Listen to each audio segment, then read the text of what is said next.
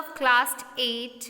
After a very long time we are continued to our study. Okay, so हमारा चल रहा था history का फर्स्ट चैप्टर में मैंने आपको फर्स्ट पार्ट पढ़ा दिया था. आई होप सो आपको याद भी होगा.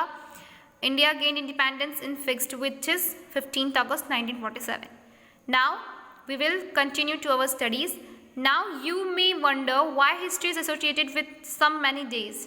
आपको ऐसा लगता होगा कि हिस्ट्री इतनी सारी डेट्स के साथ क्यों एसोसिएट है, यानी क्यों जुड़ी हुई है, हमें हर चीज़ को रटना क्यों पड़ता है हर डेट्स को.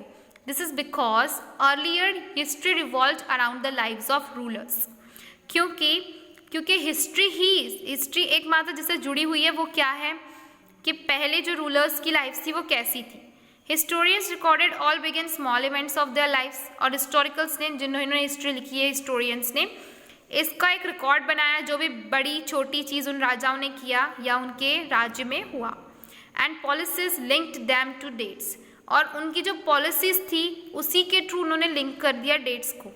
They recorded genealogies of the ruling dynasty along with the years when its rulers were born, crowned as kings, got married, fought decisive battles and died. Thus it became important to study histories of the ruling dynasty in context with specific dates.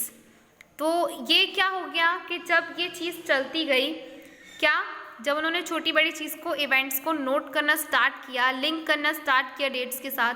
क्योंकि देखो ये हमारे लिए जानना बहुत ज़रूरी था कि कौन से राजा कब आए. तो इसके लिए हमें उनकी पूरी हिस्ट्री पता होनी चाहिए कि वो कब पैदा हुए, कब किस टाइम उन्हें राजा का दर्जा मिला, कब उनकी शादी हुई, fought deceive battles and diet. उन्होंने कौन कौन सी बैटल्स लड़ी. ये मायने नहीं रखता कि वो हारे या जीते, उन्होंने कौन कौन सी बैटल्स लड़ी, क्यों लड़ी और वो कब गुजर गए. दस इट मेक्स बहुत ज़्यादा इम्पॉर्टेंट है कि ताकि हिस्ट्री क्या हो, एक सही क्रोनोलॉजिकल ऑर्डर में चले, क्रोनोलॉजिकल में सीक्वेंस सही चले. इसलिए हमें हिस्ट्री में डेट्स बहुत ज़रूरी है कि याद होनी चाहिए. But much has changed since then. लेकिन उस टाइम से आज के टाइम तक बहुत कुछ चेंजेस आए हैं. Today historians attach much importance to the past of common people.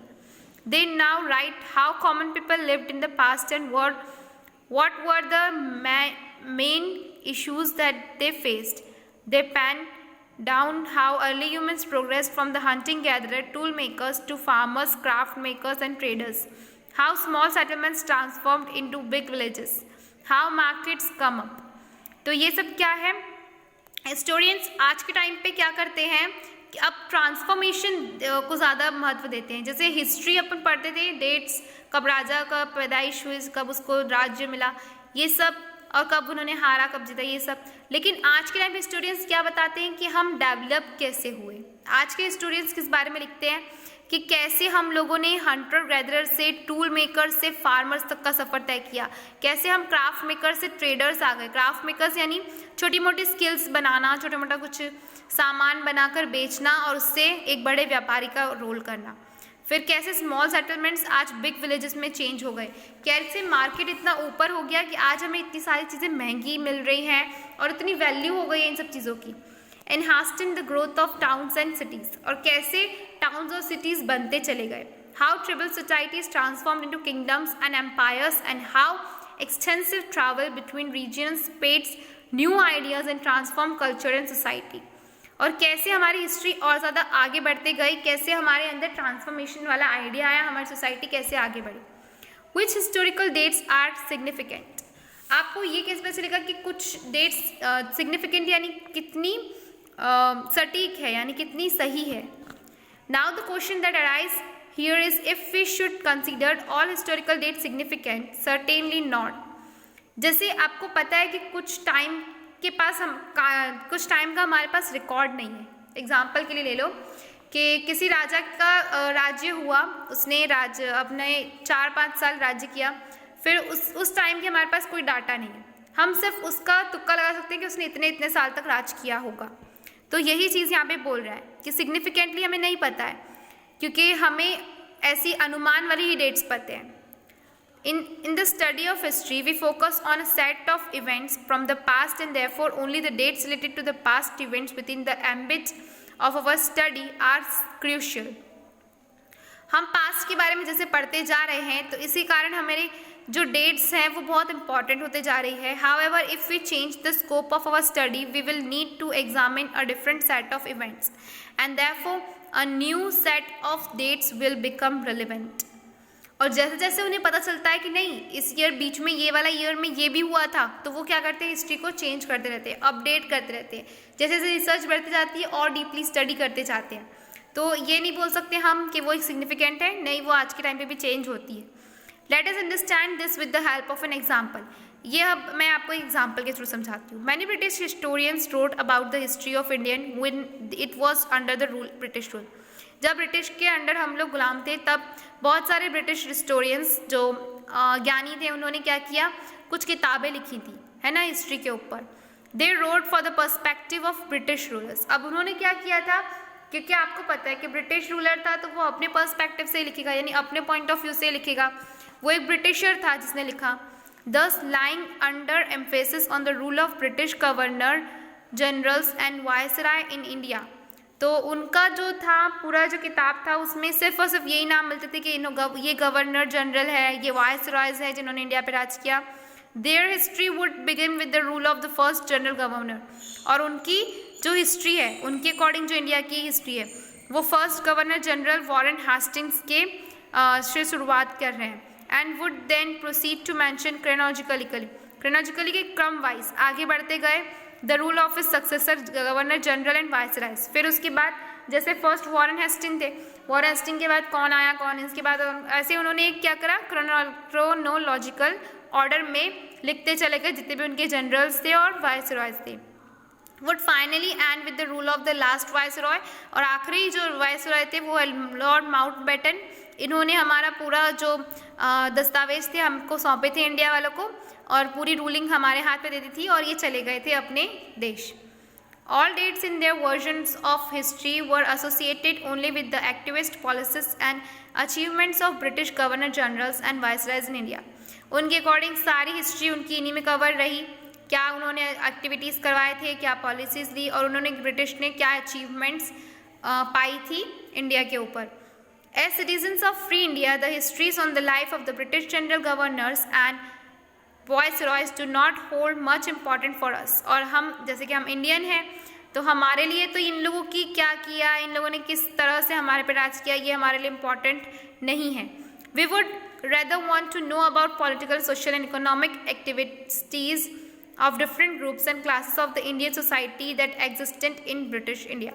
हमें तो वो जानना है कि हमारे लोगों ने उनके खिलाफ क्या क्या रणनीति बनाई, क्या पॉलिटिकल, सोशल, इकोनॉमिक एक्टिविटीज़ की, डिफरेंट ग्रुप्स ने क्या डेवलपमेंट किया. हमारे लिए वो इम्पॉर्टेंट था, ना कि इन लोगों के वायसरॉय और जनरल्स.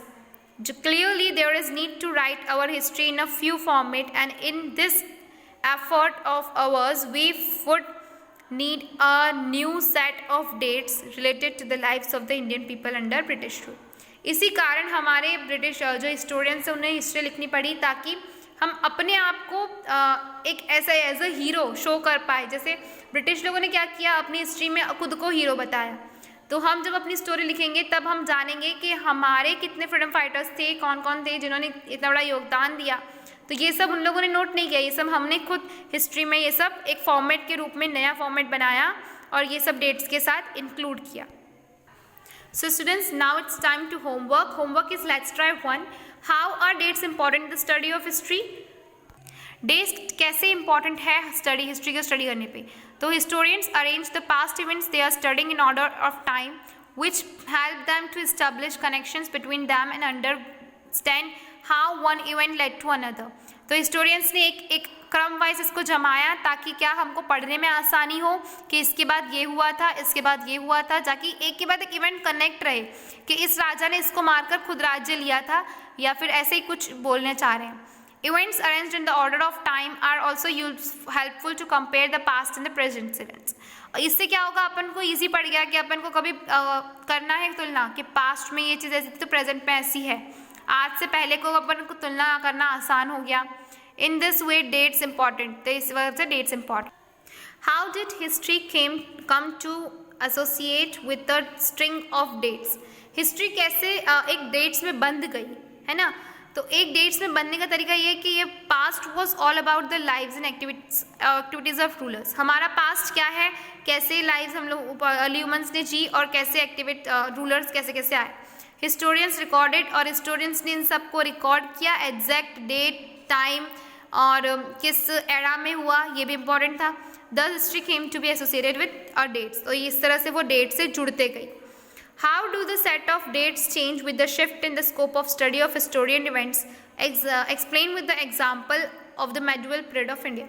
तो इस बेसिक इस चीज़ में पूछा जा रहा है कि कैसे हमारी जो डेट्स हैं वो शिफ्ट होते जा रही थी और स्टडी के जरिए बदलते जा रहे थे हिस्टोरिकल इवेंट्स के। तो ये आपको एग्जाम्पल के थ्रू जल्दी समझ में आएगा। तो हम आते हैं एग्जाम्पल पे कि while studying the political history of Emperor Akbar, we studied about the date when he was crowned, the battle he fought, an important alliance he made with other rulers of India. हमारी history शुरू होती है Akbar empire की, जहाँ से उन्होंने अपना crown जीता और अपना जो रूलिंग है वो एक्सपांड किया, एम्पायर बढ़ाया, पॉलिटिकल स्टेबिलिटी लाए और क्या करा। So all dates associated with this events will be important to अस।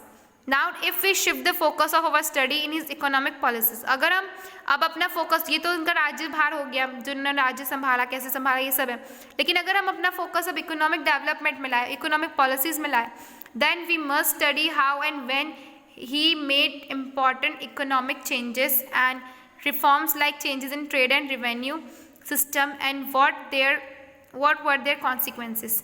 तो अगर हम इकोनॉमिक में आए, इकोनॉमिक में क्या आता है कि उन्होंने क्या करेंसी में चेंज लाया, क्या ट्रेडर्स बढ़ाए, क्या चीज़ उन्होंने की जिससे हमारे देश को फ़ायदा हुआ। तो उन्होंने न्यू चीज़ लाए थे कि ट्रेड चेंज किए थे और इस तरह से और कॉन्सिक्वेंसेस किए थे। So the previous dates on his military companion and alliances will no longer be important for us to study. इस कारण जो इनकी प्रीवियस डेट्स थी उसमें क्या था, सिर्फ इतना मात्र पता था हमें कि उन्होंने किससे थ्रोन जीता, मतलब किसको हराकर अकबर बादशाह बने और कितने उन्होंने एम्पायर अपना बढ़ाया, कितने एरिया में उन्होंने रूल किया। बट उसके बाद जब रिसर्च हुई तो उनके क्या मिले, सिक्के कुछ मिले होंगे उस टाइम के जिसपे अकबर के एरा का ईयर छपा होगा, क्योंकि आपको पता है कि सिक्के बहुत ज़्यादा इंपॉर्टेंट थे उस टाइम पे, क्योंकि वो एग्जैक्ट ईयर बताते थे कि हम इस ईयर में छपे थे और उस ईयर में उधर बादशाह की फ़ोटो भी लगी रहती थी उस टाइम पे, आई थिंक सो, कॉइन पे। तो वो कॉइन से हमें पता चला कि वहाँ पर उन्होंने इकोनॉमिक चेंजेस भी लाए थे। तो हमने बाद में इसको क्या किया, अपडेट किया। We will have to consider a new set of date associated with Akbar economic policies, और हमें ये चीज़ फिर से उसमें ऐड करनी पड़ी और न्यू डेट्स को एसोसिएट करना पड़ा। क्यों? क्योंकि हमें एग्जैक्ट डेट मिल गई कॉइन्स के थ्रू, तो हम वो जो अंदाज़ा वाली डेट्स हैं उससे कन्फर्म पे आ जाएंगे, तो हमें हिस्ट्री में ऑफकोर्स चेंज करना पड़ेगा। तो यही सब मैं आपको बता रही थी कि हमारी सोर्सेस ऑफ इन्फॉर्मेशन क्या होगी। ओके, सो मिलते हैं नेक्स्ट क्लास में। Good bye all of you.